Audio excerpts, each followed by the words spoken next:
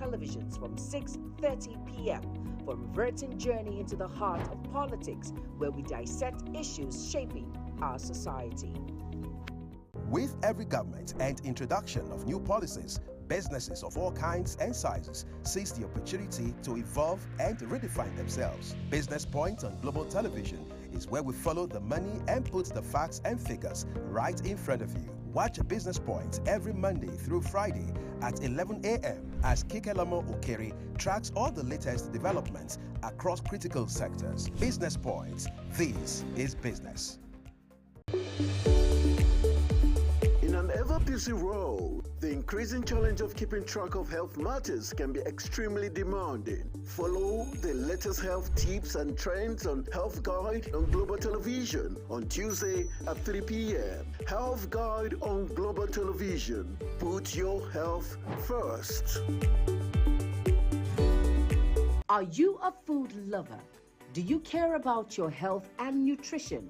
Are you interested in exploring the diverse culinary traditions from around the world? Then look no further. Introducing Lunch Global on Global Television, the show that takes you on a delicious journey through the world of food, nutrition, and diet. So, whether you're a seasoned foodie, a health enthusiast, or simply curious about the world of food, Lunch Global has something for everyone. Tune in Mondays to Fridays and let your taste bud take you on a journey of flavor, culture, and discovery on Lunch Global. Bon appetit!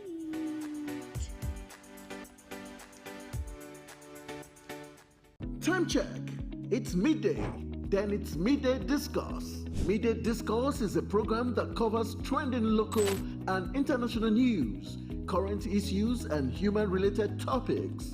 Join Samuel Odi weekdays 1 p.m. on Global Television. The discussion starts here.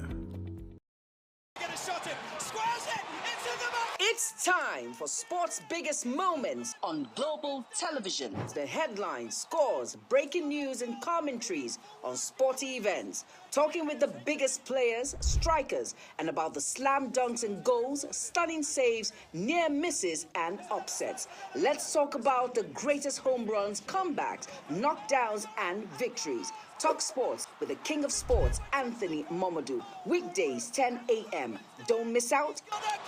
Beautiful work from the wingers. Get a shot in. Squares it. Into the back. It's time for sports' biggest moments on Global Television. The headlines, scores, breaking news, and commentaries on sporty events. Talking with the biggest players, strikers, and about the slam dunks and goals, stunning saves, near misses, and upsets. Let's talk about the greatest home runs, comebacks, knockdowns, and victories. Talk sports with the king of sports, Anthony Momodou. Weekdays, 10 a.m. Don't miss out. That goal. Beautiful work from the wingers. For an insightful idea that takes the center stage and the conversation that gets beyond the headlines, to explore the lasting impact of political decisions, Big Talk got you covered. From policy debates to geopolitical insights, from thought-provoking discussions to actionable insight. What is the real responsibility of government? Big Talk delves deep into the heart of the matter. Join us weekdays on Global Televisions from 6:30 p.m. for a reverting journey into the heart of politics, where we dissect issues shaping our society. With every government and introduction of new policies, businesses of all kinds and sizes seize the opportunity to evolve and redefine themselves. Business Point on Global Television is where we follow the money and put the facts and figures right in front of you. Watch Business Point every Monday through Friday at 11 a.m. as Kikelamo Okeri tracks all the latest developments across critical sectors. Business Point, this is business. In an ever-busy world, the increasing challenge of keeping track of health matters can be extremely demanding. Follow the latest health tips and trends on Health Guide on Global Television on Tuesday at 3 p.m. Health Guide on Global Television. Put your health first. Are you a food lover? Do you care about your health and nutrition? Are you interested in exploring the diverse culinary traditions from around the world? Then look no further. Introducing Lunch Global on Global Television, a show that takes you on a delicious journey through the world of food, nutrition, and diet. So, whether you're a seasoned foodie, a health enthusiast, or simply curious about the world of food, Lunch Global has something for everyone. Tune in Mondays to Fridays and let your taste bud take you on a journey of flavor, culture, and discovery on Lunch Global. Bon appetit!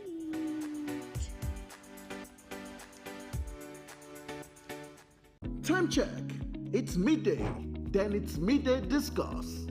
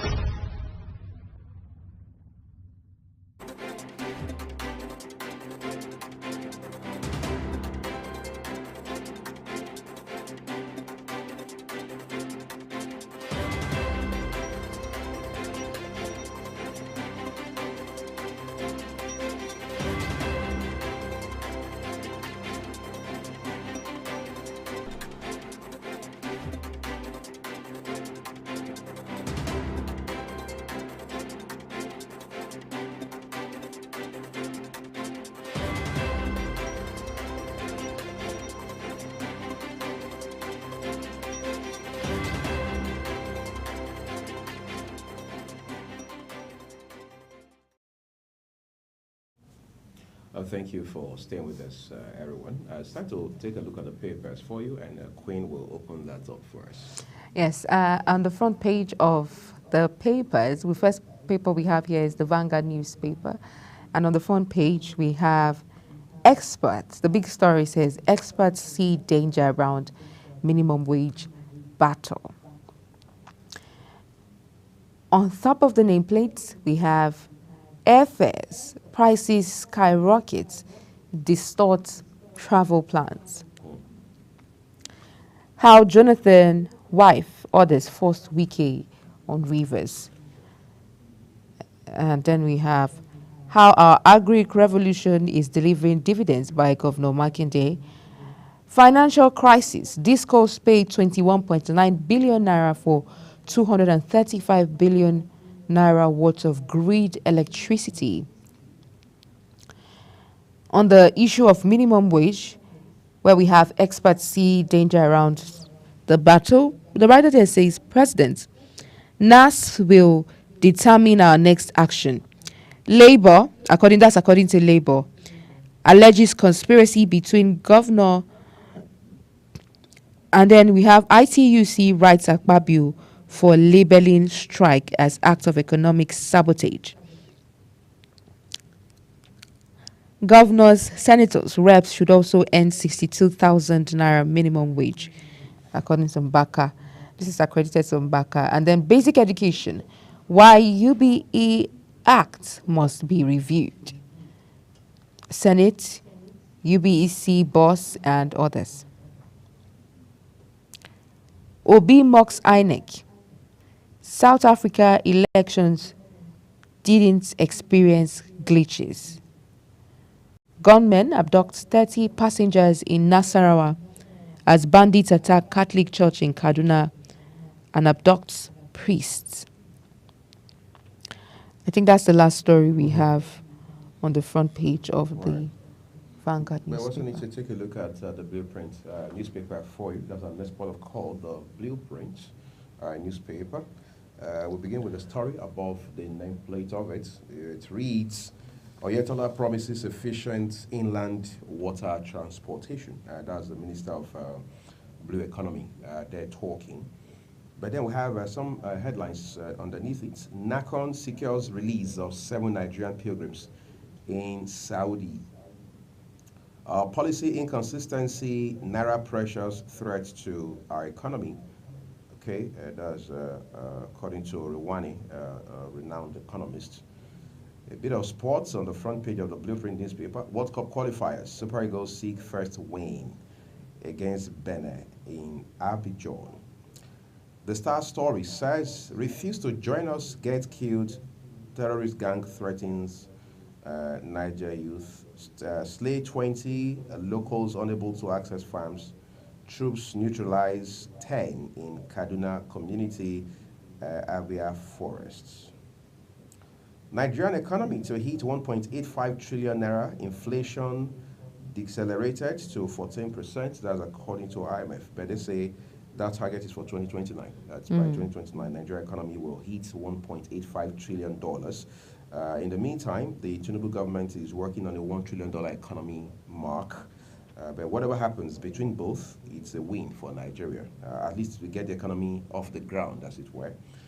When you take a look at the right corner of the front page of the Blueprint newspaper this morning, Sarab goes to court, demands details of Obasanjo, Buhari, others' loans. Yesterday when I saw this story, I scratched my head a little because whether you like it or not, this borrowing didn't start even with Obasanjo in 1999. The military had also borrowed, even though you may say, well, give or take, it was not so prevalent with them. But then if you say, okay, let's start looking at the books from the days of Obasanjo in 1999 till dates, it's going to be a lot of work to do. Obasanjo time alone, 8 years, 1999 to 2007, is quite a stretch. So those who are going to look at the books will have to stay up all night, whatever that means. Because for the Independent Power Project alone, where we are told that the government, under the leadership of the former president, Chief Obasanjo, had spent some $16 billion, all right? Till today, we don't have an account of how that money was spent. What specifically was the value that Nigerians got from it? The last I checked, a few years ago, the former president was asked about that project, and he said, well, go read my book. I've addressed that issue in my book already. So I don't know if with this suit that Serap, which is an NGO, by the way, has filed, is going to be such that we will invite these former heads of states to come give accounts in court, or maybe the finance ministers under them to come give accounts, and so on and so forth. But for me, I think beyond this litigation, it is the fact that we must learn to borrow responsibly. Economists have told us that there is no country on earth that doesn't borrow. In fact, we are even told that the United States is the most indebted nation on earth today. That even China, second largest economy on earth, with all of its resources, still borrows. But you can't compare what China has done with its borrowing, what the US has achieved with what it has borrowed, with what we have back at home. So the question is, who is held accountable for the borrowing that we do? To what projects specifically do we tie the borrowing? Are our schools better off today on account of the borrowing? Do we have better roads? Do we have more bridges? What else? Do we have more social infrastructure system that we can be proud of? In the last 20 years, for instance, all right, even though we know democracy has been here now for the 26th year, all right, in the last 20 years, what do we have to show for it? Instead, we get indebted. And those who understand the economic dynamics around this borrowing are saying that we spend the bulk of what we earn even from oil. Some say up to 90%. Some say more than 90% to service the loans that we are taking from these different countries. So both the IMF and the World Bank, of course, including other multilateral institutions, are holding Nigeria by its jugulars because you're already indebted to them. All right. So I think it should be a time to reflect. It's not just about the legal implication of all this. It should be a time to reflect. It should be a time to say, should we just continue the madness? Because I remember one time, our former Minister of Finance in this country, Adeosun, had told us that Nigeria for the foreseeable future will have to borrow. She said that in 2018. She has said it in 2016, hinted again at it in 2018, that Nigeria for the foreseeable future will continue to borrow. And the economists I spoke to at that time, including a former member of the MPC of the CBN, had said that the lady was just putting the economic reality of the country in front of Nigerians. And today, let's face it, since she made that statement till now, Queen Agaba, have we stopped borrowing? We haven't. That's the question. But then, let's look at a few more headlines for you here. It says, NDA intercepts codeine shipments from India, US. That story came through yesterday, very disturbing.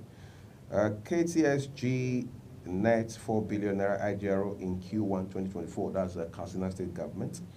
Kano governor establishes clinic for pilgrims in Makkah. And then the last one at the very foot of the front page of today's issue of the Blueprint newspaper, it says June 12, ROI youth preach peace, condemn planned protest. Of course, there's no need to protest. It just has to be a moment of sober reflection for us as a country. Let's take it to Business Day quickly now. Now, on the front page of the Business Day newspaper, we have the big story. What seems to be the big story here is stock DeFi rate hike to gain 15.25 trillion naira in 5 months. Geregu Power, Dangote Cement, BUA Drive Ali, April, May performance show market loss. And then just underneath the nameplate of Business Day, just above the nameplate, I beg your pardon, we have L'Oreal Paris signs Temi Otedola as Sub-Saharan Africa brand ambassador. Nigeria seals $1 billion deal on 5 power plants. National Council of Privatization to announce winners.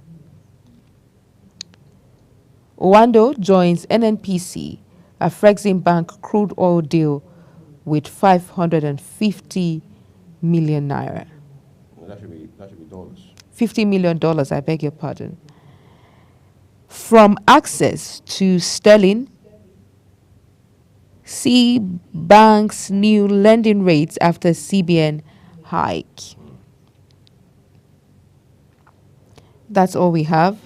As regards seeing the bank new lending rates, you find that story on page 29 of Business Day newspaper. Right, but there's a headline here. Yeah, okay, indeed. Akpabio says Dangote beneficiary has shamed Nigerian government. Yes, it says that Dangote, Akpabio says Dangote Refinery has shamed Nigerian refinery. government. I beg your pardon. You see, I'll tell you what my joy is in all of this, Queen. Dangote took the initiative to start a refinery, and for many people, it's novel for Nigeria, maybe not for Africa. All right, for many others, it was a man showing how much he could take risk, a man who could show that he was risk-friendly. When this refinery talk started last year, and then, of course, former President Muhammadu Buhari, at the twilight of his government, went to Lagos, all the way from Abuja, all right, to flag off the refinery, to, as it were, inaugurate the refinery. And I remember at that same event, on that occasion, the former CBN governor, the one people now refer to as embattled, Gordon Emefiele, had said that Dangote refinery was built from a place of innovation, from a place of risk and prospect.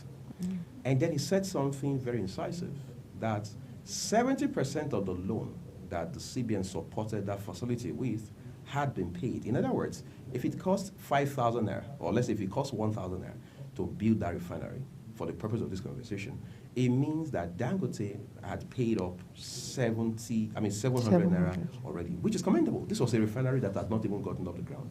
But let's not forget, that was towards the end of May last year. This is 1 year and counting. First, they told us in July last year, the refinery will go into full-fledged operation. We waited, July came. Later they said September. Later they said December. This is June of another year, which means that refinery has now been inaugurated for more than 1 year. It has not started. Today they say, okay, they'll start lifting. Tomorrow they say, okay, they're talking about marketers. The other. So you have had this back and forth. And I'm happy that this is coming from, as it were, the third person in the ranking, or if you like, the hierarchy of the government of Nigeria. That's the president of the Senate himself, who, of course, happens to be a leader in the ruling All Progressives Congress, which is the ABC. Now, if this had been said by maybe somebody from APGA or Labour or PDP or NNPP, you say, well, opposition is here again. You say, well, they were paid. You say they are political detractors. Now, what does he say? He says he has shamed Nigerian government. But again, I think that's narrow of the Senate, president of the Senate.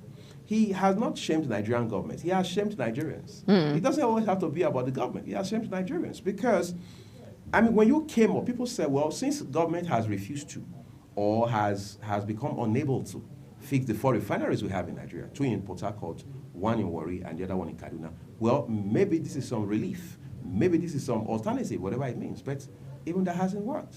So it means that government must also, to a large extent, take responsibility, because the GMD, that is the Group Managing Director of the NNPC, had come up to tell us that the Nigerian government has a stake of not less than 20% in the Dangote refinery.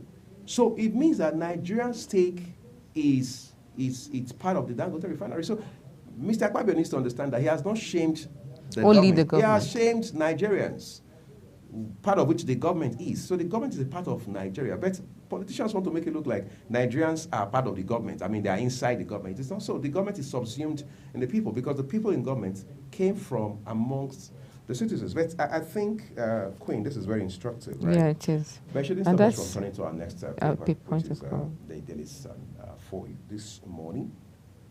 Let's begin from the headline above, just beside the nameplate of the Daily Sun newspaper. It says, Constitution Review reps mal creation of new states. Receive 14 proposals.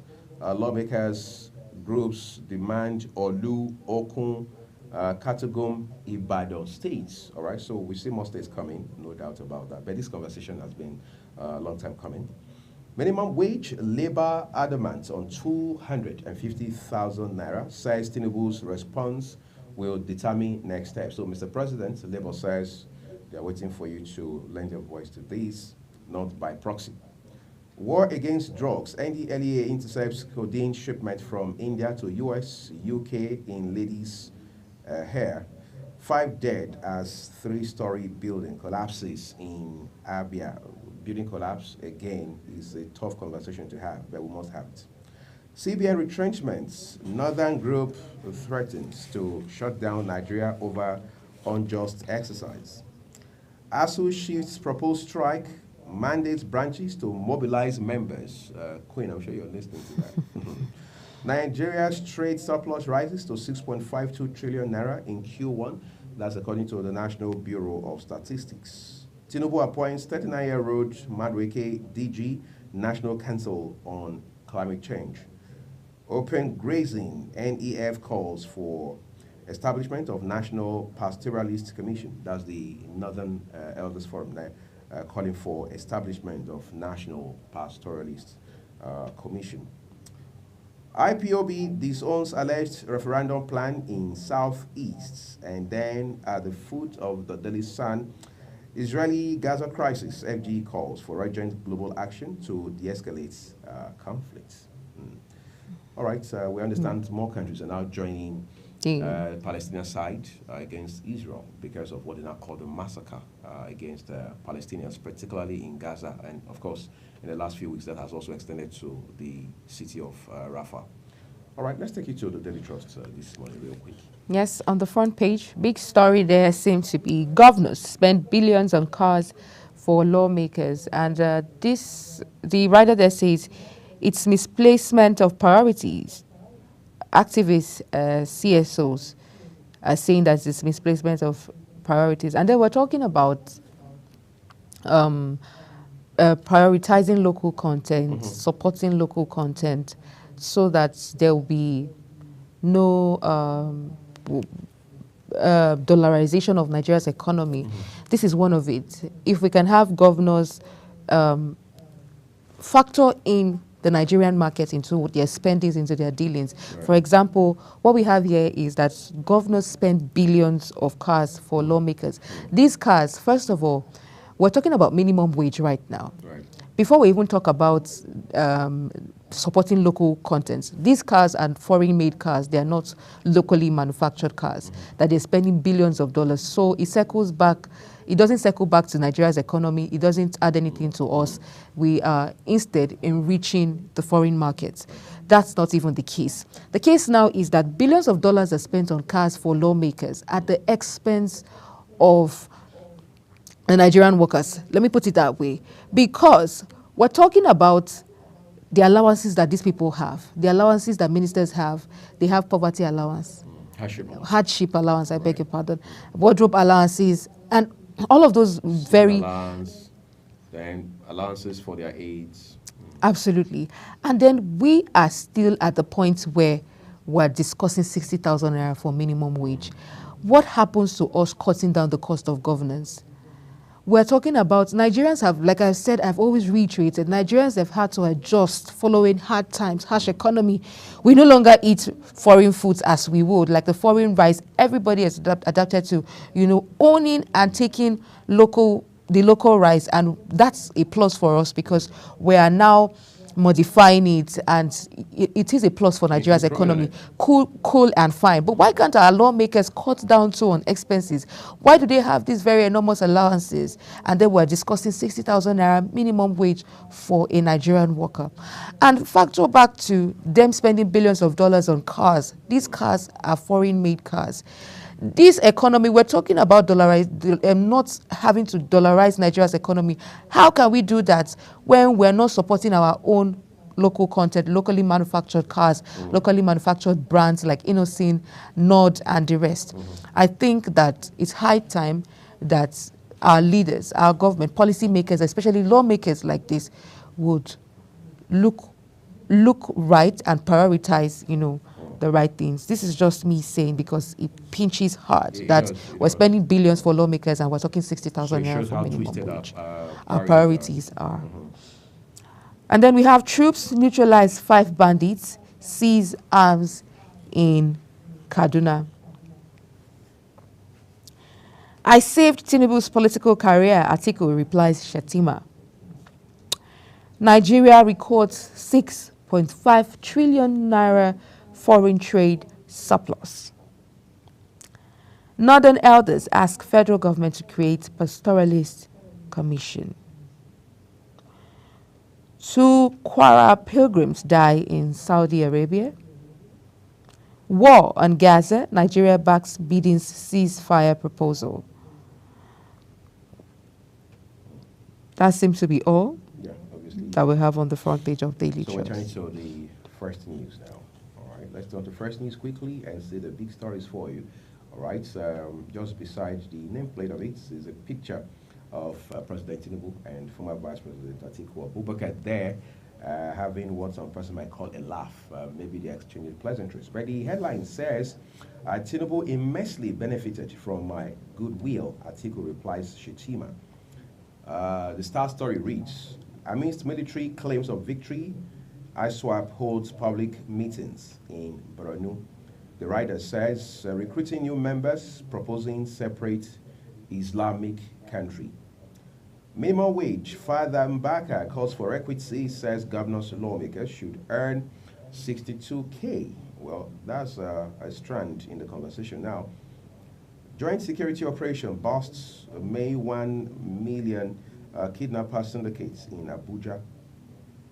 In retaliation to soldiers killing, Army raids IPOB camp in Abia, neutralizes 6. At the bottom, scrap Senate to cut costs. Aisha Yusufu tells FG.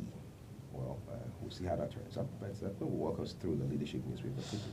Yes, and now on the front page of the leadership newspaper, the big story seems to be life-saving services threatened in teaching hospitals. This is as in response to the electricity tariff, we have life-saving services threatened in teaching hospital. We pay between 2.5 trillion naira and 4 million naira daily to discos. CMDs lament. Stakeholders seek special tariff regime for health sector. Lagos government switches hospitals to own power plant. Above the nameplates, Zenith Bank, Adaora Umeoji's new tenure as GMD sparks optimism. Gaza, Nigeria backs Biden's ceasefire proposal. And then we have National Assembly vows to protect 650,000 billion barrel per day Dangote refinery. June 12, Atiku Obi Kwakwanso to address democracy rally. Nigeria's trade surplus rises by 79% to 6.52 trillion naira in Q1. Niger Delta ex-agitators beg for increase in amnesty stipends. Northern elders seek National Pastoralist Commission, And lastly, we have Nigeria, US discuss climate funding for green industrial push. Okay, so let's take you away from the leadership now. Bring you News Direct. On News Direct, it says Lagos Abeokuta Expressway repairs stall months after fake approval. So why the stalling?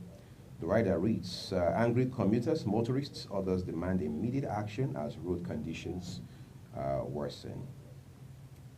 Immediately beneath the name masts, completion of Dangote refinery has put shame to detractors. 21 years after, FG uncovers 12.7 billion naira metering funds from a local supplier. Sacked CBN workers, Fort Sack, seek reinstatements. NDLEA intercepts another large shipment of opioids from India, seizes illicit drugs in Lagos, Kebbi, others. Going close to the bottom, left end. Troops secure major victories in counter-terrorism operations across Kaduna, Zamfara, others. That's according to Defense Headquarters, DHQ. Sarab sues FG over failure to account for loans obtained by ex-presidents. And then the Punch is where Queen will bring us the headlines. Now, on the front page of the Punch newspaper, Fuel Foods leads as imports hit 12 trillion naira. Manufacturers import 1.5 trillion naira raw materials. Food imports gulps 921 billion naira. Nigeria gets 19 trillion naira forex from crude oil, solid mineral exports, and others. Above the nameplate, states work on total electricity subsidy removal, new tariff. Marketers register with Dangote refinery ahead of loading. Minimum wage talks end today. Labour awaits Tinubu's nod. EU raises Schengen visa fee to 90 euro. Vandalism, FG tightens security on Third Mainland Bridge. Local refining may crash petrol price to 300 litre. Modular refineries, that's according to Modular Refineries. Police students, 25 others abducted on Abuja Nasarawa Highway. And lastly, on the Punch, we have Democracy Day, federal government to hold parade, youth summit and dinner.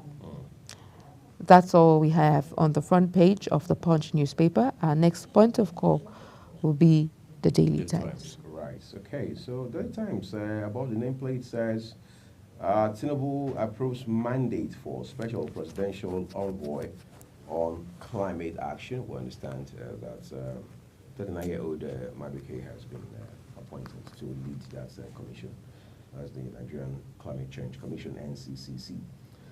Star Story says no cause for alarm over Nigeria's debt profile. Experts say nothing wrong with obtaining loans if used judiciously for developmental projects. Of course, that's where the crux of the matter is. It's not about the loan. It's more of what it's done with.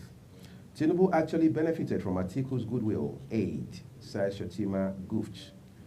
Returned artifacts will boost Edo's tourism potential, Obaseki. Cast of governors, Aisha Yusufu wants Senate scrubs. Kano Anti-Graft Commission probes alleged empowerment scheme fraud.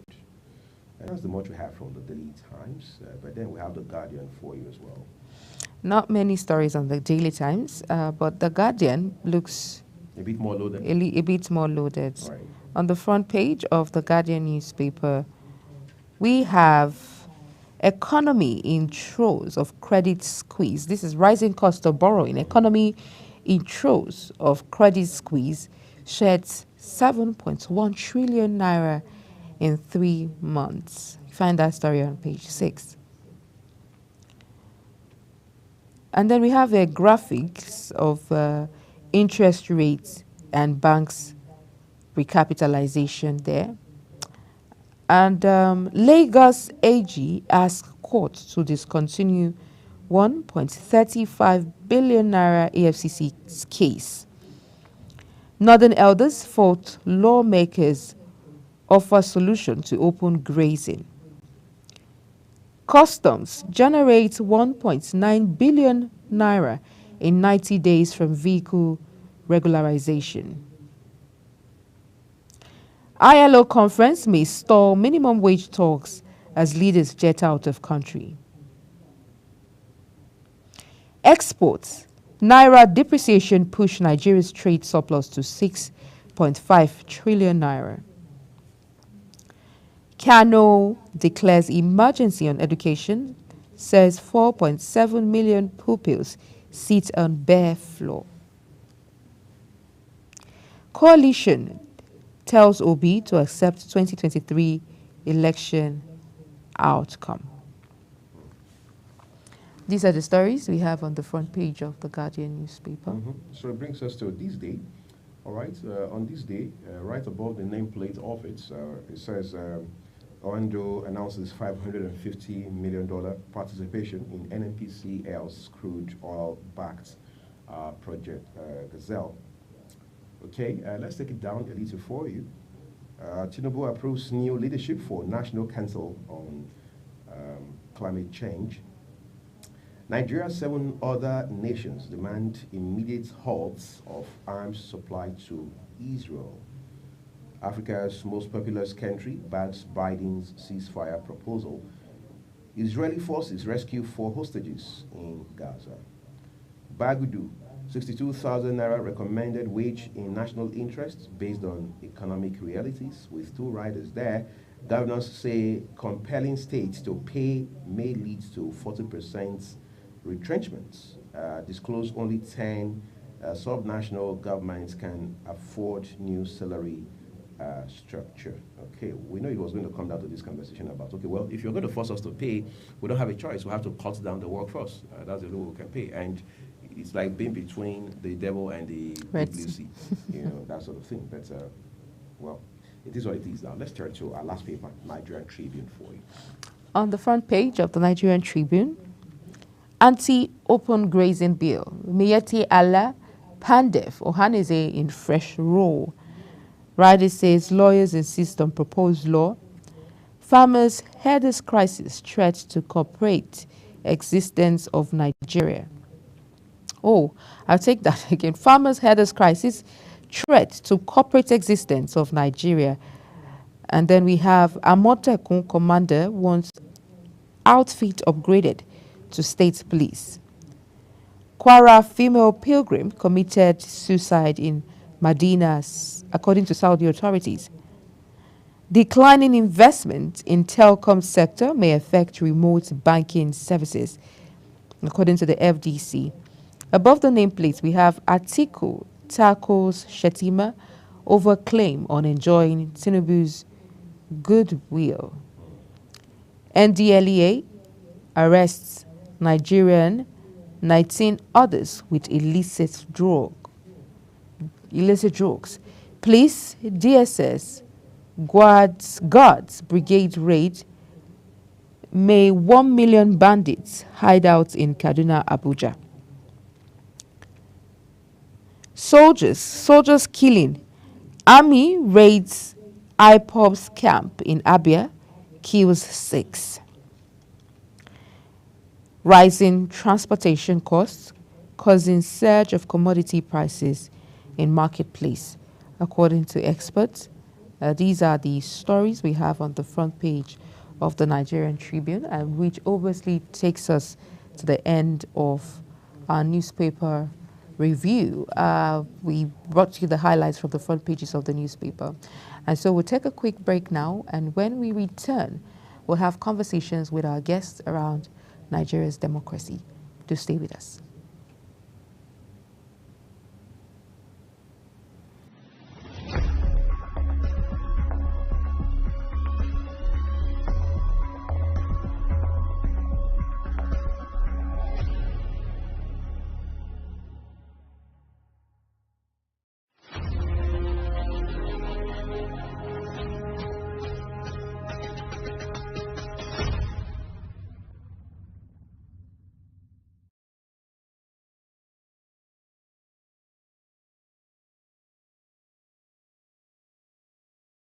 for an insightful idea that takes the center stage and the conversation that gets beyond the headlines, to explore the lasting impact of political decisions. Big Talk got you covered. From policy debates to geopolitical insights, from thought-provoking discussions to actionable insight, What is the real responsibility of government? Big Talk delves deep into the heart of the matter. Join us weekdays on global televisions from 6:30 p.m. for a reverting journey into the heart of politics, where we dissect issues shaping our society.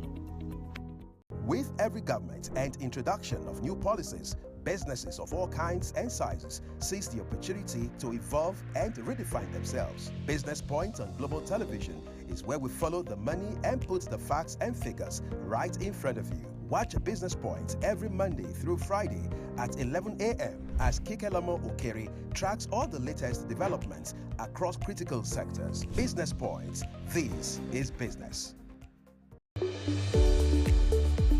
In an ever-busy world, the increasing challenge of keeping track of health matters can be extremely demanding. Follow the latest health tips and trends on Health Guide on Global Television on Tuesday at 3 p.m. Health Guide on Global Television. Put your health first.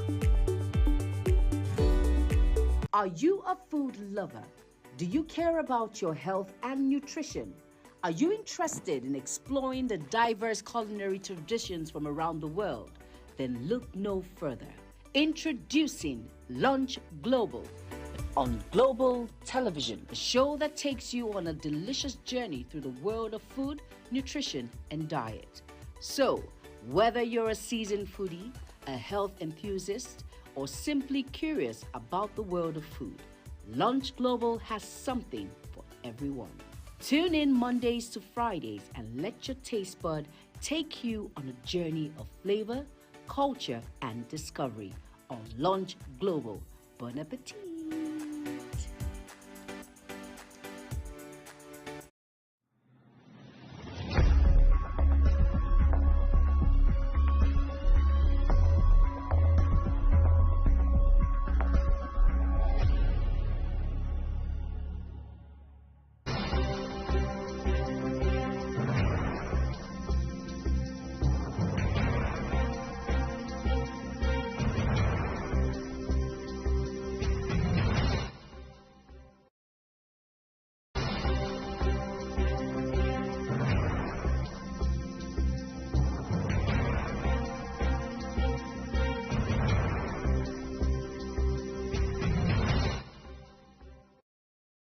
We're joined now by Akimbode Oluwafemi. He's the Executive Director, Corporate Accountability and Public Participation Africa, also called CAPA. Thank you, Akimbode, for jumping on the discussion this Monday morning. Thank you. Good morning. All right, so let's begin first by saying that in 1999, when Nigeria returned to democracy, apparently many persons had thought this was a whole new vista that had opened for the country, economically, politically, socially, and in other spheres. Now, 25, 26 years down the line, what's your sentiments about how far we have come in terms of our practice of democracy?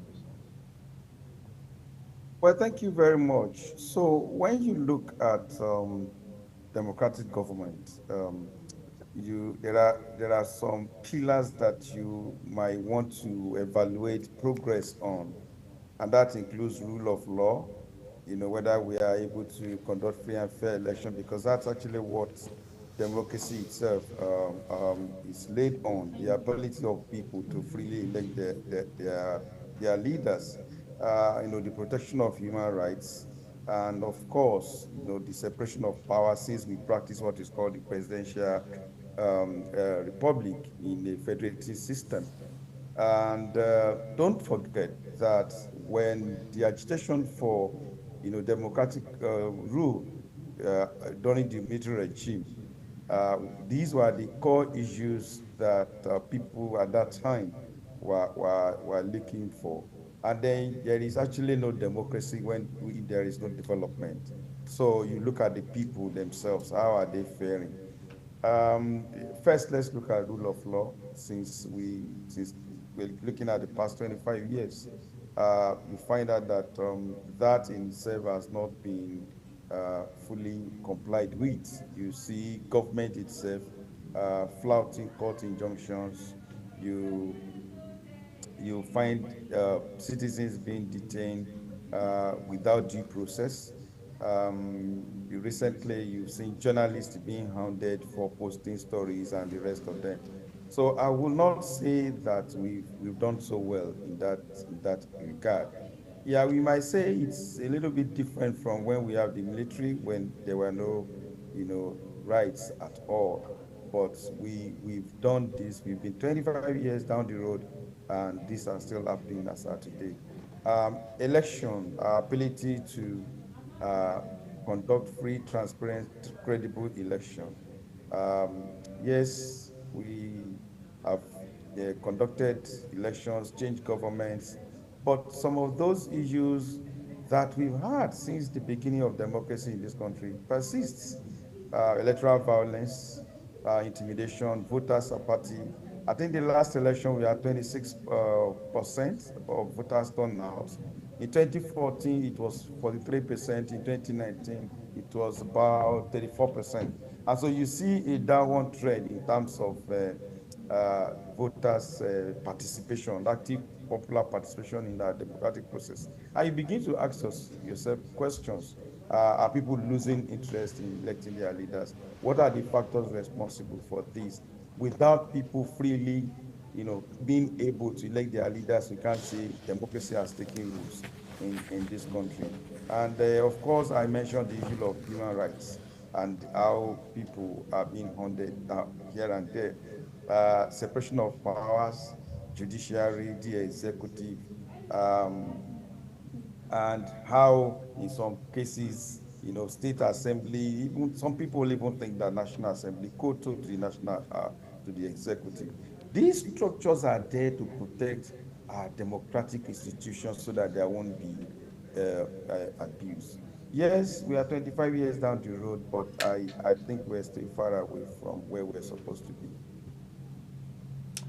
Interesting. I was just going to ask you, what are the core ingredients of, for want of better words, of a true democracy? Because we understand that the democracy we practice now was quote unquote borrowed from the United States. However, when you put both democracies side by side, the discrepancy is like what you have between day and night. What are the fundamentals that we are missing as a country? I think for me, the biggest issue is the ability of Nigerians to elect their leaders and, vote out their leaders. To be able to elect them freely, fairly, in a credible system. And then if we are no longer, if you think that leader is no longer serving our interest, how is our ability to sack him? See, our leaders are employees of the people. And so we should be able to have that system that enables us to give them the sack letter when they're not performing. We should have a system that allows Nigerian citizens to be able to evaluate leaders and give them their scorecard, and then give them the result and the impact and the consequences of their performance. There should be consequences for leaders' performance in public offices. That institution, that system needs to be strengthened. Our electoral process needs to be strengthened. INEC needs to be strengthened. The party politics itself, through which nominations are made. In fact, that in itself is extremely important. What are the philosophical underpinning of these parties? What we see now are just vehicles, system, mechanism, contractors coming together to create system for them to take power. Some people even say now that political power is now the economy, is now the surest road to economic power. So we need to strengthen those institutions to be able to enable Nigerians to freely and credibly pick and choose their leaders. It's an interesting thing that you mentioned INEC in your narrative. And you can't actually have a democratic system in Nigeria, have an electoral process without the Independent National Electoral Commission. INEC has been here since 1999. We're saying at least half a dozen general election cycles. What's your assessment about the evolution, as it were, of INEC? So sometimes we also need to sit back and ask ourselves, what exactly are we asking INEC to do? So we are asking one body that is sitting down in Abuja to conduct election in over 10,000 or more polling units across Nigeria, to conduct the legislative election, the state election, for the governors, and of course the presidential election. We are also asking this organization to be the one responsible for voters registration. And in fact, we are even adding to it to say they should also be the organization to prosecute electoral offenders. And when the election results are taken to court, this same INEC is the organization that will go to defend or challenge election results at the courts. I think we should begin to look at what task are we giving to INEC and what are the resources that we're giving to INEC. There have been several recommendations that INEC itself needs to be on board with. There have been several recommendations that we should look at other registration mechanisms and look at other democracies in the world. You don't need to go and re-register again for a PVC. There should be a system to know that I have moved from 17 to 18 years, I'm eligible to vote, and then I'll go with my national ID. And with technology, this can easily be aggregated. The tax we're asking INEC to embark on in itself, it's very, very, it's enormous. Having said that, and I'm not making excuses for INEC, is that, well, since as of today, the law says that's the institution to do that job, INEC should rise up to the occasion. There have been questions about the last electoral results in terms of communication, issues of whether there is transmission of results or not transmission of results, the credibility of the election itself. I think gradually people are losing confidence in that process. And I must say that INEC needs to rebuild the confidence of Nigeria in the electoral process. I just gave you the statistics that from 2015, we had about over 40% voters turnout. By 2019, it moved to 30-something. By 2023, yes, we are just as low as 36.7%. So you can see that generally Nigerians are beginning to have this apathy towards election because they don't think their vote counts. And so voter education and INEC must be able to ensure that Nigerians rebuild confidence in the electoral process. Okay, Mr. Akimbode, I'm just going to ask you how different generations, view the significance of June 12th. And also if you can draw parallels between June 12th, the significance, and other democratic countries of the world. So, June 12th, for me, personally, was the day democracy was born. I happen to be among what you can call the June 12th generation. Chief M.K. Abiola, as we all know, won an election, and that in itself was, he was denied power. And I have said that the biggest foundation of democracy is the ability for citizens to freely, fairly, credibly pick their leaders. And so the mandate was given to Chief M.K. Abiola, but some people sat down somewhere and denied him the mandate, which is not supposed to be.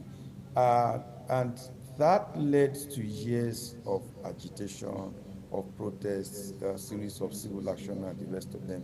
And eventually, we had, I think it was done to the Obasanjo government. That winner was also had to die.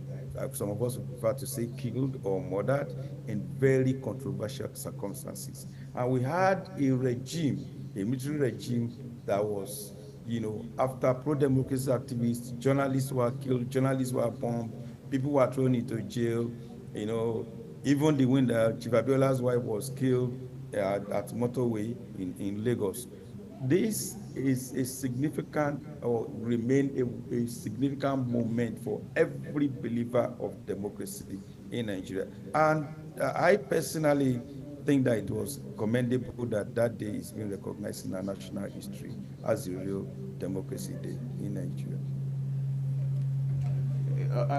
I'll just ask you this quickly. Let's talk about the 2023 general election and the specific ways in which that electoral exercise in itself redefined our democratic landscape.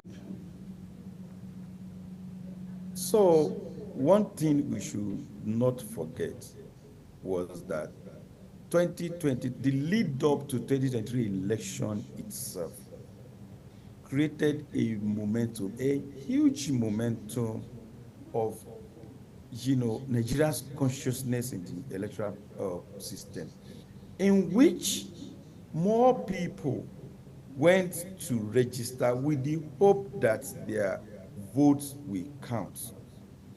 2023 saw a wave of what you call the Gen Zs, the new generation, who during past elections will be watching football, playing football, or actually watching series on TV, who then took a decision to be part of the process. So you have a large population of Nigerian youths getting involved in the electoral process because there was very, very heightened hope. Nigerian hopes were raised that, look, this election is not going to be like past election. This election is already electronically fortified. This election, when you vote, it will count. This election we've secured everywhere. And so you see that massive engagement across the country, massive youth involvement. However, when the D-Day came, Nigerians were heavily disappointed. I think for that election, INEC promised so much and delivered very little. And that in itself, it's actually the burden INEC must address as at today. And I told you, in terms of rebuilding people's confidence back in the system. Because when you talk to average Nigerians on the street now, they will tell you that, we don't even think that if we vote, it will count. Sometimes perception is very strong, and perception can be stronger than reality. And I must also stress that the role of public education in election management should be taken seriously. Not a lot of Nigerians actually read the electoral law. Not a lot of Nigerians read the guidelines for election. What people read were Facebook posts, this and that. Oh, election is going to be transmitted every time, and the rest of them, which were, in fairness, not extremely, not very, very accurate. Because, it's almost near impossibility in Nigeria today because we don't even have the technological infrastructure to do that. But INEC should have come to Nigerians very straight, clean, simple language about what they have the ability to do, and not allow a lot of perception to fester for so long until the election day. And Nigerians met reality. And we are also still battling with the issue of electoral violence. Why can't I be able to leave my house regardless of where I found myself on election day, walk freely to the polling booth? I have to look at the majority of the tribe around, whether I'm safe or not safe. I don't think that should be the kind of a country that we should be living in. We also must, again, I go back to what I said in terms of even the party structures. What are the parties we're talking about? What are they even marketing to us? One presidential candidate once told us in Nigeria that I belong to nobody, I am for nobody. He's basically telling you, I'm not promising you anything. So you can't hold me to anything. We have parties, we have presidential candidates that didn't even publish a manifesto. We have parties that does not even have is it manifesto or charter. And so we need to go back to the basics, to the foundation of our entire party process, of our political process. Why should I vote for party A and not party B? Should I be voting on the basis of the mandates from my ethnic nationality, or that the party has manifesto that we are sure and credible people that can take Nigeria to the promised land? These are fundamental issues of political education. Even for us as Nigerians, our expectation, I've heard people say, no, I voted for them more, and I even worked for that man, and now he's in power, and he didn't even call me to give me something. Are you voting for people in office to come and give you personal thing, or you want somebody who can handle our common heritage, our commonwealth, and make Nigeria better? These are conversations that we also need to have as Nigerians. Thank you very much, sir. Let me ask, the events surrounding June 12 itself, how has that affected, how has that influenced civil society movement and advocacy in Nigeria? And then from that experience also, what can Nigerian leaders, present and future, what can we learn from the June 12 experience? Moving on. Well, some of us always say never again that June 12 will happen. I think anything that will make a set of people to sit down when there's an election whatsoever and say, look, we don't want this person, should not happen in this country. I think that is lesson number one, because Nigeria is even more volatile than it was then. Number two is that why was June 12 so unique? June 12 was unique because it was the first time in a long time that Nigeria had an election that had a semblance of credibility. No, as we say, mago, no wudu, you key up, it is everybody counting together, and the result came out and a leader emerged. I think the credibility of the electoral process remained one of the strongest points that we are still talking about June 12 today. And so Nigerian leaders must learn that we need to make the electoral system credible. Nigerians who are into party politics must also know that they must also select among themselves very credible candidates. That election had candidates, Nigerians, either Southerners, Northerners, Easterners, outside Igbo, whatever tribe, could relate with. So we must be able to begin to look at that kind of Nigeria. There are candidates that people can easily relate with will emerge so that we can defend our democracy. Let's begin to wind down now. Just a while ago, I was asking you about the core ingredients that underpin democracy and its sustenance. But then let's also talk about structures, all right, and systems. Nigeria has a 1999 constitution as amended. We've seen so much of amendments being done to that legal instrument up until this time. In fact, there's a standing committee of the Senate and the House of Representatives, all right, in that regard, even though we have also heard very vehement calls for the constitution to be abolished altogether and a new one introduced. Of course, that's a conversation for another day. But then we also have the Electoral Act 2022 that was signed into law by the immediate past president, Muhammadu Buhari. How have these legal instruments strengthened the practice of democracy in Nigeria? Well, let me say that regardless of how many times we amend our laws, if we don't have the right people to operate those laws, we will always be back to square one. I'll go straight to the electoral law. I'm one of those that believe that INEC should be unbundled, or some of the tasks we are giving to INEC should be taken away.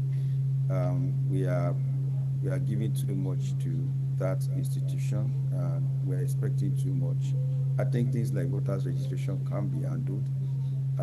There has been called for the creation of electoral offenses tribunal, so that INEC will not always be in court defending one issue or the other. I think we are practicing, as I said earlier, what is called the presidential republic that we borrowed from the United States.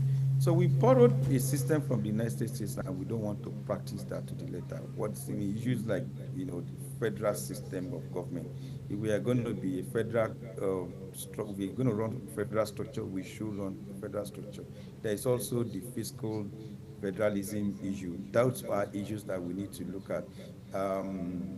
Some of the states, our states should be allowed to and to quite a number of their responsibility, like state police and the rest of them. Those are things that we need to look at. But I also recognize Nigerians' fears that, look, you've not even given some of these governor state police and the little they are abusing it. It's about system checks and balances. We need to strengthen those systems. We need to make our people accountable and make them operate our laws. Even if we continue to have a standing committee and sitting committee, whatever they turn out, the people that will operate them are most important. And Nigerians should begin to be very sensitive to leaders that they throw into government. That for me is the way to go. And as I said earlier, there is also no democracy without the people. In all these, Nigerians have been at the receiving end of the stick, because when you have bad leaders, that's when you have the corruption level that we have in Nigeria. We don't have, the state of underdevelopment, and almost the total breakdown of law and other security problems, the general state of the economy, because we do not have the right people to manage our nation. Okay, I need to ask you two more things before we're done altogether. We have heard that democracy is quite expensive, and they say more so the variant of it that we practice in Nigeria is quite capital intensive. Is there an alternative? That is there a way we can de-emphasize money in our polity and emphasize values instead? See, I think the problem we have is that we need to make government more efficient. We need to, we copied the federal system from the US. But how many aids goes with the federal legislature in the US?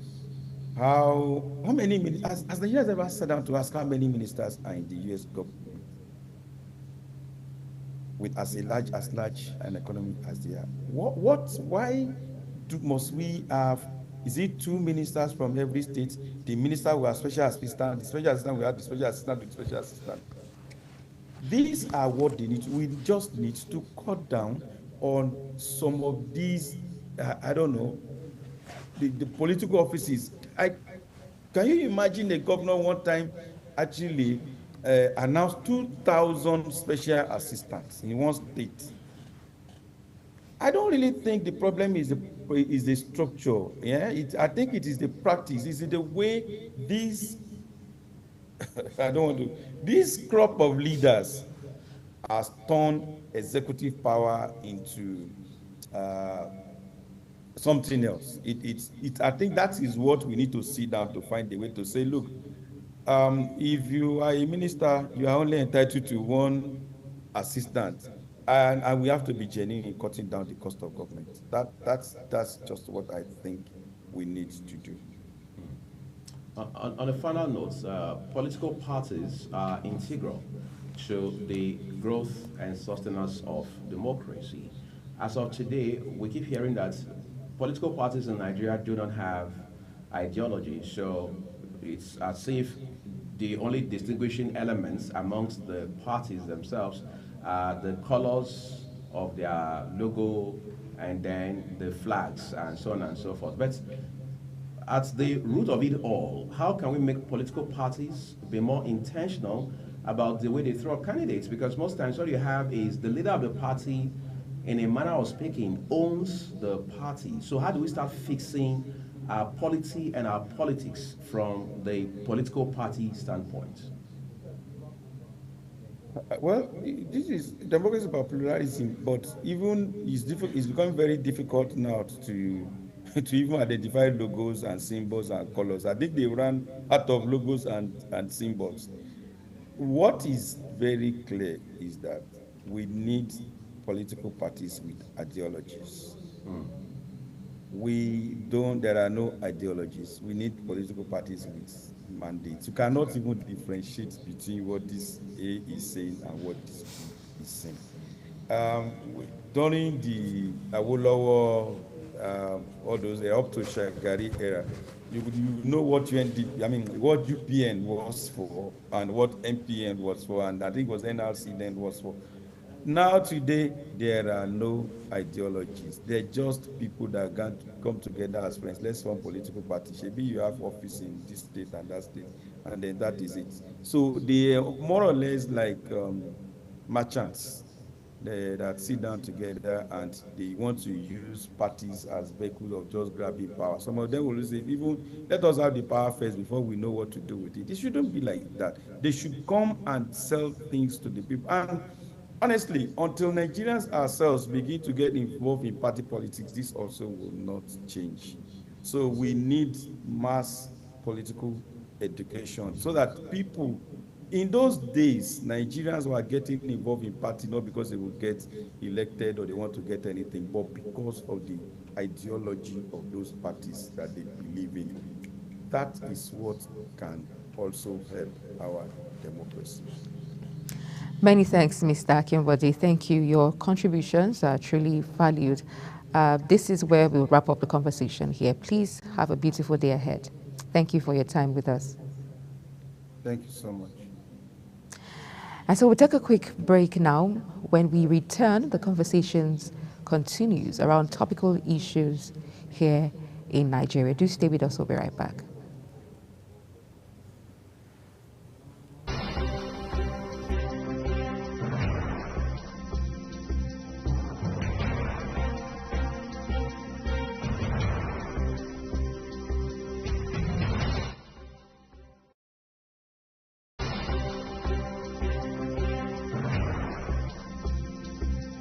Insightful idea that takes the center stage and the conversation that gets beyond the headlines to explore the lasting impact of political decisions. Big Talk got you covered. From policy debates to geopolitical insights, from thought-provoking discussions to actionable insight. What is the real responsibility of government? Big Talk delves deep into the heart of the matter. Join us weekdays on global televisions from 6:30 p.m. for a reverting journey into the heart of politics, where we dissect issues shaping our society.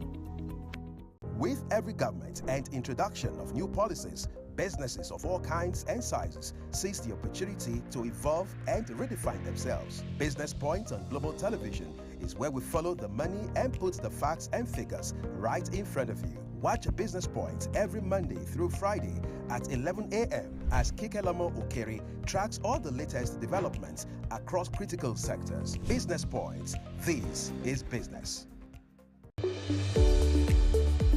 In an ever-busy world, the increasing challenge of keeping track of health matters can be extremely demanding. Follow the latest health tips and trends on Health Guide on Global Television on Tuesday at 3 p.m. Health Guide on Global Television. Put your health first.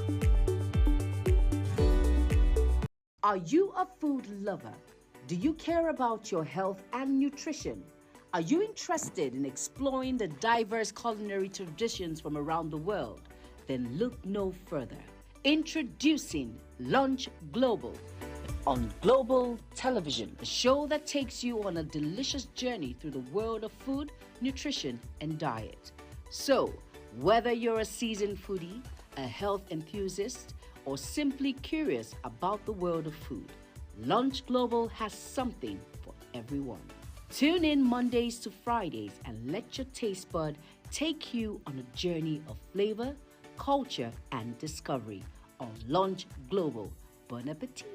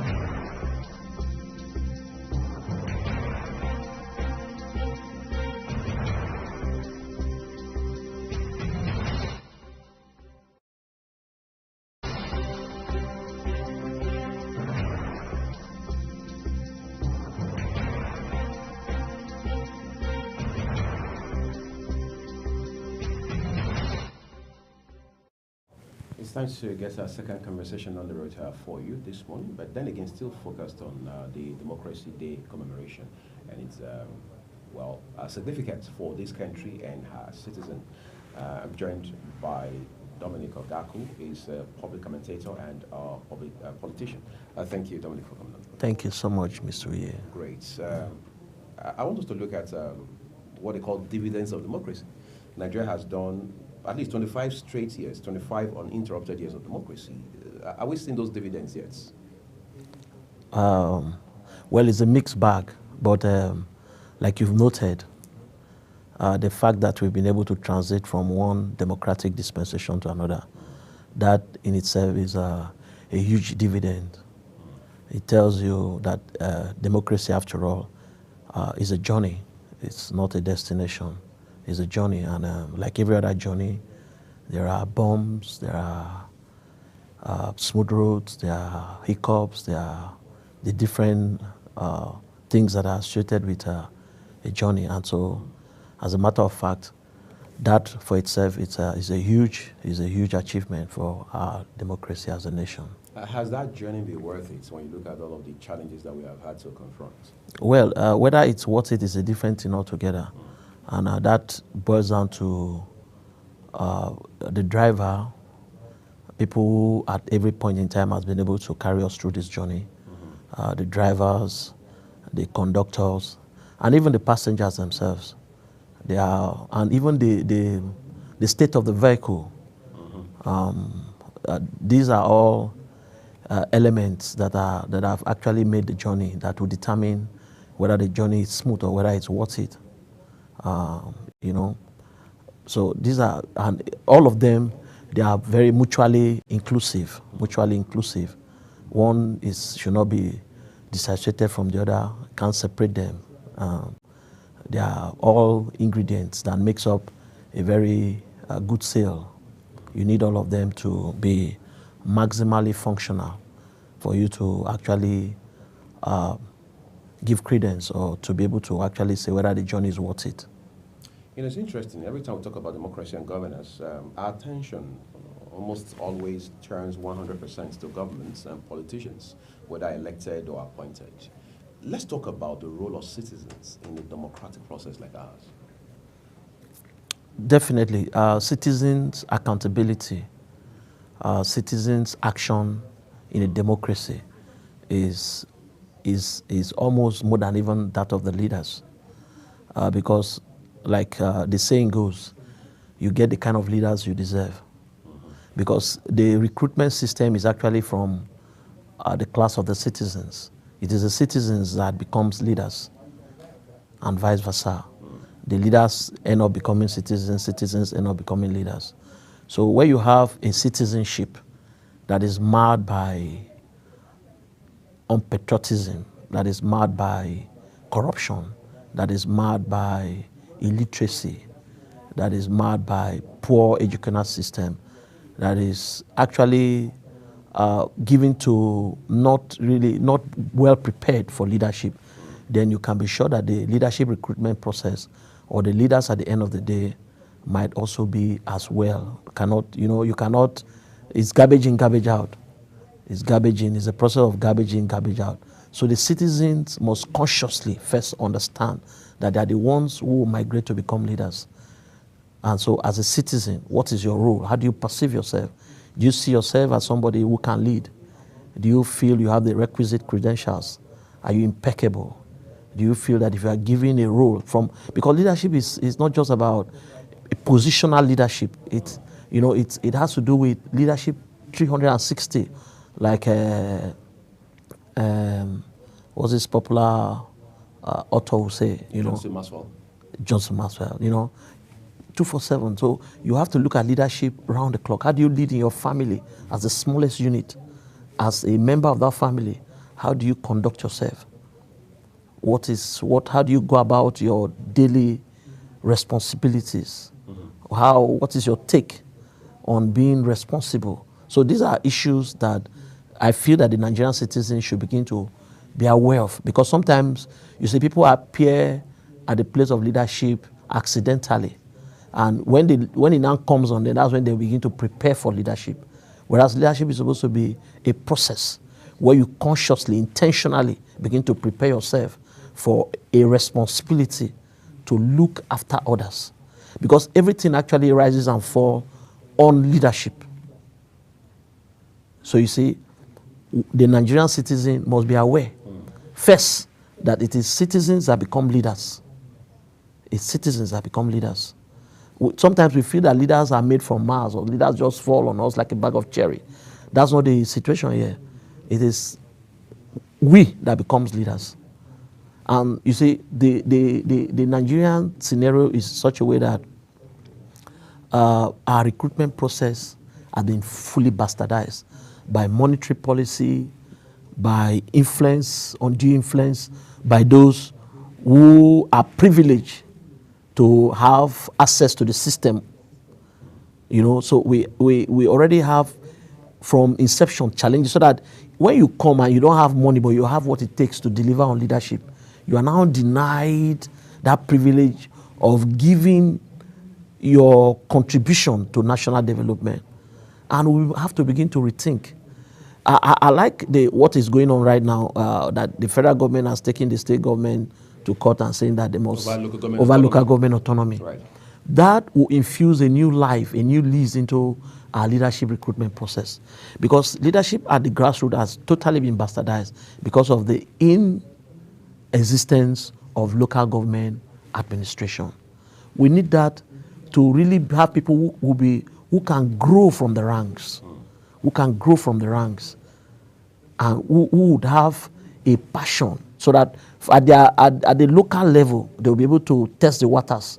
You'll be able to tell whether this person is qualified, whether this person... You can see. That's why somebody was giving an analysis the other day about Nyesom Wike and his performance. And he said, because this man, in spite of all the criticism that has come, in spite of his weakness and all that, which is basic as a human being, but you see, this man has grown through the ranks. And you can see his performance. You can see his passion. You can see the transformation that he has brought to the city of Abuja by virtue of his single commitment to excellence, to the ideals of democracy, to knowing that as a leader, the buck stops on your table.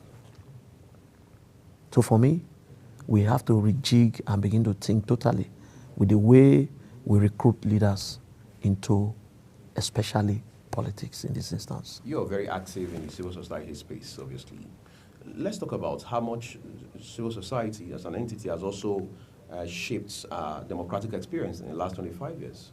Yes, the truth of the matter is, as a fifth realm within the leadership space, the civil society has done has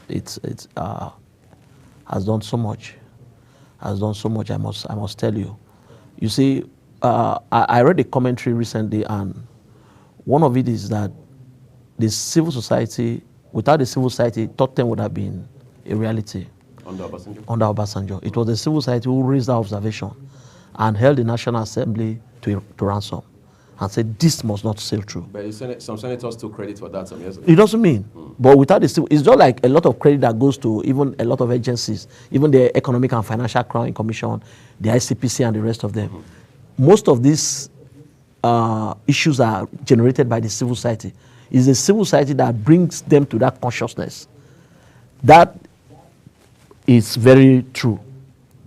Without the civil society bringing petitions or raising issues, the civil society in partnership with the media, without bringing this thing to the fore, Nigeria will be bastardized. It's like somebody was talking the other day and said, the police is corrupt, the police is corrupt. But just imagine that, even with the corruption of the police, imagine that there was no police at all. Can you imagine the level of anarchy would have been experienced as a nation? So you see, yes, the civil society has its limitations, has its shortfalls, but then the achievements, the trajectory that they have actually contributed to the recent democracy Nigeria is experiencing. Don't forget, the democracy itself was given birth to by the activities of civil rights activists who stood their grounds, like Femi Fawami and the rest of them. Fawami, yes, of blessed memory, and the erudite SAN, who is still very active and all that. So you see, these guys. That's Femi Falana. Yes, Falana. Even the current president himself. Even the current president himself. So you see, our democracy is a function of that's why we are still firing from all cylinders. Because the civil society remains a hub for innovation in leadership. Remains the only place that you can really talk about accountability within the tenets of their practice. Let's talk about issues around the Constitution. Of course, I know you're not a lawyer, but for someone who has interfaced with issues around governance this long, you should know more than a jack about how the Constitution works with regards to the interface between it and governance. For example, there's the argument by some people, in fact, most of them in the civil society space, that this 1999 Constitution as amended was just some sort of contraption that was imposed, or some say dumped on Nigerians. Let's say that the fundamental issues that we deal with in this country today, as far as our democracy is concerned, are as a result of this Constitution. Where do you stand in all of this? No, definitely. But you see, like every other constitution, there is no perfect constitution. There is actually no perfect constitution. But you agree with me that that is why we have the National Assembly. That's where the role of the National Assembly now comes in. We don't need to have a constitutional conference for us to amend our constitution. We have 25 uninterrupted years of democracy. I expect by now that there should be amendments that will enrich the constitution. Some that will exploit the things that are very anti-democratic, since we are considering that it was dumped on us by the military, or the contraptions that are there. Those can actually be expunged by the consistency and the patriotism of members of the National Assembly. So as much as we talk about the Constitution, it is not the Constitution that is a problem. It is the people who are trying to manipulate the weakness of the Constitution to their own gains. There are a lot of actually issues in the Constitutions that need urgent redress. One of it is like what we are talking about here, the local government system. As simple as that is, it will change the whole narrative around how we perceive our Constitution. If we begin to look at it, if the interpretation is given by the Supreme Court in that instance, we now have a clear understanding. So I feel that a lot of things should either be redressed through the constitutional amendment in the National Assembly or be directed to the Supreme Court for interpretation, so that we will now exactly know what the law is saying. Because whether you like it or not, if you allow Nigerians to write another constitution, I tell you, it can even be worse than what we have at the moment. Why would that be? You see, one of the colorations that we have in this country, and it's becoming very obvious, is that first, there's no reflection of true federalism in the Constitution. And it looks like nobody is really looking in that direction. Why? Because we are very sentimental. We tint issues when they now come to when push comes to shove. We tint it with our bias, either religious bias, regional sentiments. Are you getting me? And these are the things that will still play out. These are the things, and these are the things that are actually affecting the Constitution. People will now begin to gather with regards to what will pay their region. So I feel that the best way to address these constitutional misgivings or these contraptions that we are talking about is to first go back to true federalism. True federalism. Let the National Assembly walk a way whereby power can be returned back to the federal units, which is the states. The states, issues like resource control should be issues that should not be... Are we ready for that conversation? I think we should be ready for it, because if we are truly saying we want to get it right, then we should look at those things, because those are the things they will settle so many issues that we are suffering today. Even the cost of governance. If we go back to true federalism, even the cost of governance will be settled. Let's spend some time talking about cost of governance. There are people now saying, I mean, we've had that call for many years now. Some people are now saying, scrap the Senate. Others are saying, scrap the entire, National Assembly. There are those saying, well, cut the governors should cut their pay and allowances and all of that, the presidents, the appointees and all of that, blah, blah, blah, blah, blah, blah, blah. How much cutting do we need to do to reduce our spending in this democracy, and then also extend that to what we pay the Nigerian worker? That is why I just told you the simplest formula that will solve these issues.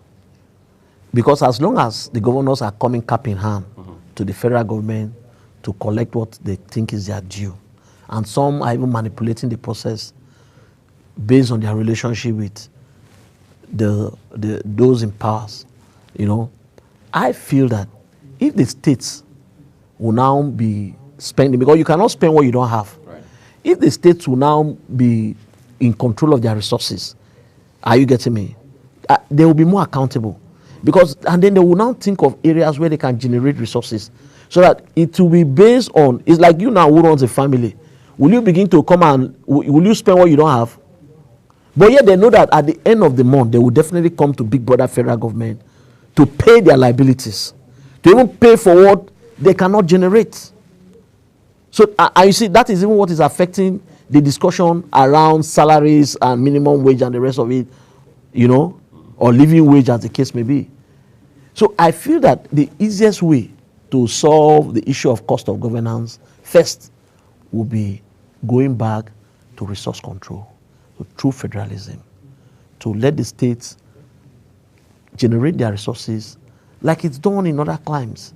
Because you see, we cannot say we are practicing democracy and then yes, it's good to have our own kind of democracy, but it must be within best international acceptable standards, so that it will not look like because that's actually what the problem that we have. There are states that are actually living above their means. It's like a family that is living above their means. I feel and I know that it will go a long way if we allow states to have control over their resources. It will shrink automatically. Even the senators from that area who can now work out an arrangement and all that, because, for us to now begin to talk about taking senators away and all that, I don't feel that's the solution to it. I don't feel that's the solution. Automatically, if we go back to true federalism, the federal post will shrink and it will become less attractive. Becoming a senator will become a thing of service, because which is how it should be ab initio. Incidentally, when you turn to political parties now, you realize that most of them revolve around individuals. So you have this party A, for instance, it has a leader, almost an owner, almost like the CEO of the party. And you have that across political parties. In some cases, we have even seen where the national chairman of the party is the presidential candidate of the party. How do we fix our political parties from the ground up? You see, the political parties in Nigeria are transactional empires. Across board? Yes, especially in Nigeria. Especially, you see, people just register political parties as a means of negotiation. Some just want to, so that when elections come, they'll be in the fray and be able to have a voice and negotiate. So, you see, it is the Nigerian factor. People take advantage of every weakness, or when they see that the system does not really have the requisite the elements that can actually checkmate, the check and balances that are there. Because we are practicing a multi-party arrangement system. People now feel that, okay, I can as well have a political party that will give me access to the largesse, or that will give me access to negotiate for what I can get out of the system. And that in itself is also a constitutional matter, because which is better? I think we tried in the past, we tried to have 2 political parties. They now brought 5 political parties, and now we are practicing multi-political party system. I feel that the INEC in itself, because there are limits to how you can go. There are, if you cannot win an election, you lose your political parties and all that. I think the rules are there and all that. They must put their feet down to ensure that those things do not happen. Because whether you like it or not, there will be people in the system that want to take advantage of the vulnerability of the system. Right. In every climb, there are people who would always want to take advantage.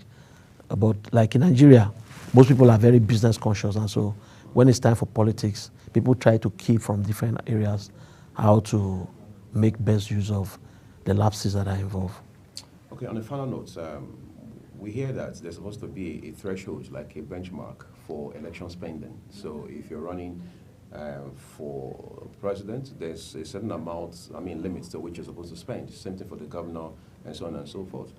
Some people say it's the place of INEC to enforce that particular element. What's your assessment of that situation? I think so far, I don't think we are actually following through with all that election spending. It's as if there's even no law or regulation. Meanwhile, there's a law. You see, that's why I tell you, it is not, the problem is not with the constitution. It's with the implementation. People just ride on the lapses. For instance, can you now hold the people, the government in power? Will you now say, how much did you spend? Which INEC chairman will have that temerity, will have that powers to go and begin to say, okay, Mr. President, let's know how much you spend and all that. So the law is most times is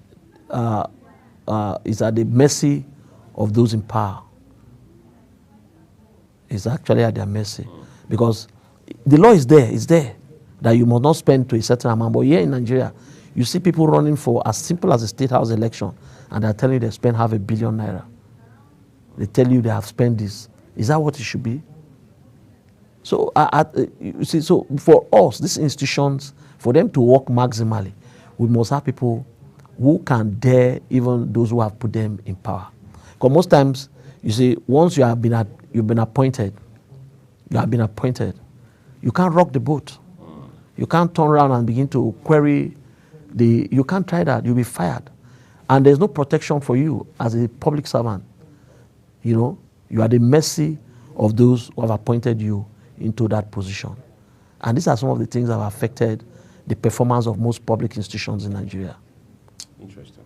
I'd like to say a big thank you to you, Dominic Ogako, public commentator and politician, for coming to share your insights with us on Global Morning today. The conversation continues here, but in the meantime, we're joining Kikaloma Okere to bring you an update on business.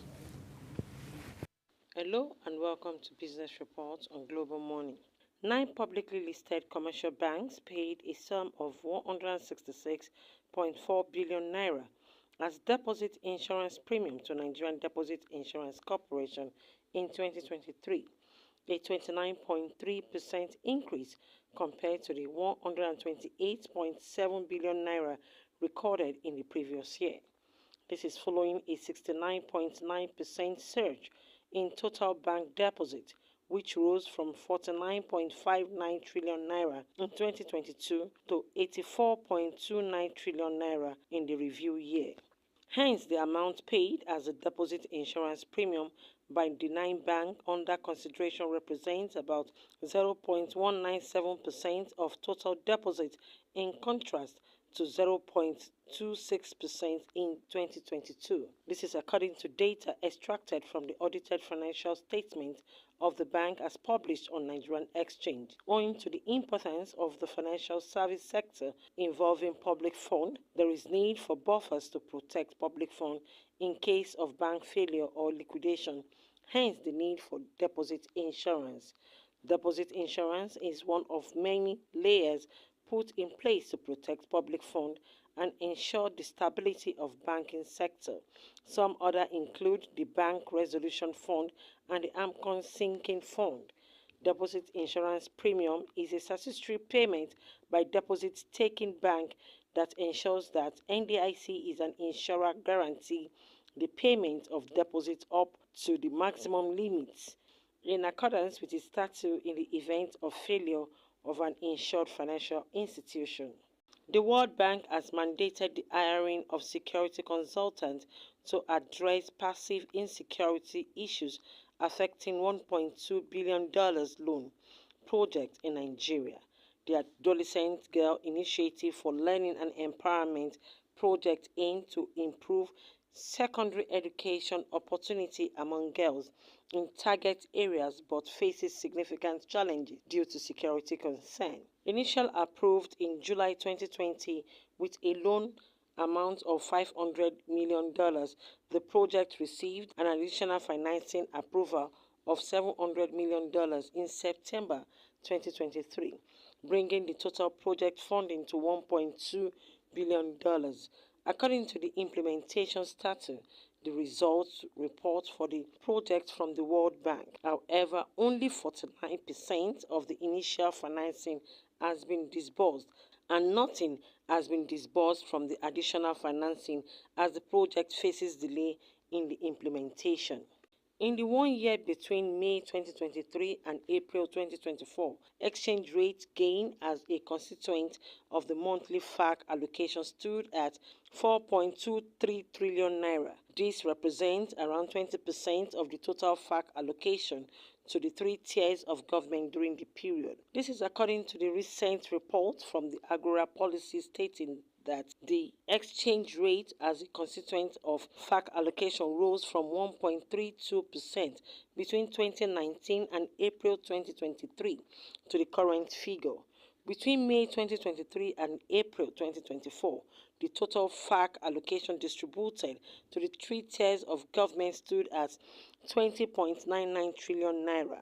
However, in the last 4 years prior to May 2023, total FAC allocation stood at 38.72 trillion naira, while the exchange rate gain for the period was 510.26 billion naira. Kike Lomo Okeri, Global Television News.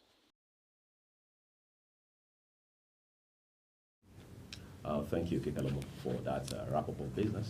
Remember to join Kike at top of the hour 11 today for Business Point, where she'll get to have a conversation around a very topical business topic. So, Queen, you and I have spent the bulk of this morning discussing quite a number of issues, from the labor dispute to Democracy Day, its significance for Nigeria, and what it means for our democratic experience, and so on and so forth. But we also understand that the conversation has just started, because it's going to run all the way till Wednesday, which is our focus, just to highlight how far we have come as a country, as a people, and as a government in terms of this newfound love, otherwise known as democracy. You didn't experience the military era, did you? No, I didn't. But that's why we have history to read up and, keep abreast with all that has happened, and also guide us moving forward. So that a lot of people say they wouldn't want a repeat of that military regime, that military era, where there was no freedom of speech, freedom of, and whatever was said was final. There were no debates. You couldn't challenge it. But now we experience and we enjoy democracy in terms of speech, even though some people still say there's freedom of speech, but there's no freedom after speech, however you put it, whether we're in democracy or we're not in democracy. So, but so far, there are notable lessons that have been learned from the June 12 experience, and those who were pivotal, who played pivotal role in that June 12 movement, the MKO, Abiola, and other notable people. There are lessons to be learned. And like some of the guests that we've had today, both guests have highlighted that, moving forward, lessons should be learned. We should be able to move past what has, maybe limited us to an extent in terms of democracy. We should now be able to practice democracy full term, and not just the democracy that we talk about in words, but practice democracy. Well, I did not experience the military era, but I have read about the military era. I have kept abreast with the military era, and I don't think it's what we want. So you're cool with this democracy? For the yes, absolutely. Incidentally, that's what we're leaving it to everyone this morning. We'd like to say a big thank you to you for spending a part of your morning with us. Remember, as always, that the views of our guests on all of our programs, including Global Morning, their opinions. Of course, we respect those opinions as well. And that's a full circle on Global Morning, Monday's installment. Queen Agaba, myself, and the entire team here at Global Television in Abuja are grateful for the time you have invested with us, and we are more free.